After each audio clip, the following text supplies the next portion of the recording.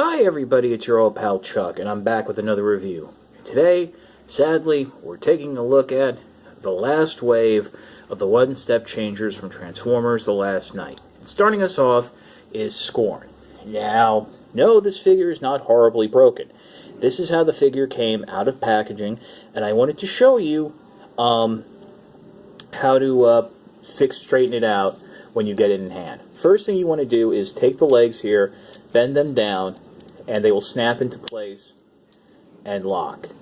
Kind of helps with the balance. Next, what you want to do is come behind and underneath the dinosaur and straighten out the parts of the tail here. Unfortunately, this last section has a tendency to pop out, but you can just pop it back in. And the spines here should peg into that first section here of the tail. You can then go ahead and open up the spines as you see fit. Next, what you want to do is go ahead and rotate the arms down. That will bring the head up. There's like a little bit of a gear here. Now, having them opened up like that, you do notice that there are a couple joints in the tail. You can adjust the spines, and the head can open and close. I think a lot of that is for the transformation to robot mode, which is very unique and not something I've seen before. To prepare for the transformation, first thing you want to do is close up the spinal column. Yes, this is going to be more than one step. Come in, bring the arms back up. That will bring the head down. Then, looking at the figure like this, grab the leg here that would be on your left, swing it over and around, holding onto the other leg, and that will spin Scorn forward. Next, what you want to do is take the red sections on the feet, rotate them back, revealing the robot feet. Rotate the head around here on the dinosaur. You can go ahead and open the head or not. There is a molded fist there. You can. The box shows the arms rotated up like so, and then go ahead and straighten out the tail like that. The arms can rotate. That's it for the articulation. You can adjust, pose the tail with the by bending the different joints, but since they have a tendency to pop out, or at least that one section, I tend to leave it. I really was surprised by how involved this transformation was, and it's really cool. Almost makes up for if you can't find the Voyager. I know some of you are going to disagree with that. Okay, so to return it back to dinosaur mode, go ahead and bring the tail section up and out like that. Rotate the head around. Bring the arms down just a little. Come down to the feet. Rotate the red sections back around. Oh, and I almost forgot. The final step of robot mode. Flip up the spinal section and it will peg into the back right there. So you also want to go ahead and detach that. That will start the transformation. Bring the leg back around and over, and hopefully nothing gets stuck. Rotate it around. Keep something's jammed in the. Unfortunately, yeah, this does have a tendency to jam. So, gonna have to just force it into. Huh, that's weird.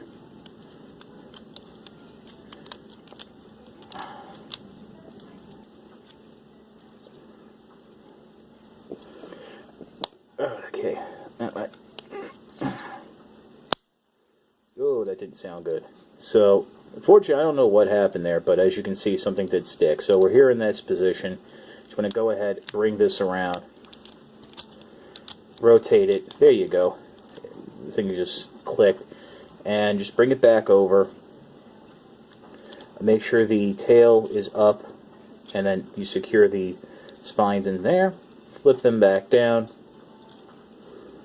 The feet are up. Bring the dinosaur head down like that, and there you go. There's Scorn back in its dinosaur mode. Unfortunately, as you saw, the joints do have a tendency to stick. So we'll pause and take a look at Drift. Drift was a real surprise for me because I thought it was going to transform using the butterfly method, where you just grab the figure and split the sides open and everything just flips out. But this is a completely new transformation. Basically what you're going to do is grab the figure, and then you're just going to rotate the first side panel around 360 degrees, take the car over like that, grab the next panel, and then rotate it around, and there you have Drift in its robot mode. You can fold the arms up, just like so. It's a little bit of shell. It's not as clean as Scorn, but it's a very interesting transformation. To return it to car mode, go ahead, bring the arms down, and then detach the sides and just rotate them around, and there you go, back into its car mode. Much easier than Scorn. There's no extra transformation that has to be done. So, we'll pause and take a look at Cogman. Cogman is my favorite of the wave, simply because as a James Bond fan, I had to get a representation of the Aston Martin Vanquish. Really cool looking car, rolls quite nicely. This transformation is one we've seen before, where you grab the rear section here and rotate it around 180 degrees. That will spring out the head. Side panels, you can then go ahead and lift up the arms. And one thing that's actually kind of cool, the head does rotate. This is the only time I've encountered a one-step changer where the head rotates. I have tried to remove it, thinking it might be Headmaster compatible, but it's not. Cogman looks really good. You have a lot of that bronzed gold and stuff there, and the blue in the eyes. So, to return back to vehicle mode, just straighten the arms. Make sure you have the head straight. Grab it right about here, and then rotate the lower legs round, and there you go. So we'll pause, and we'll get to my final thoughts.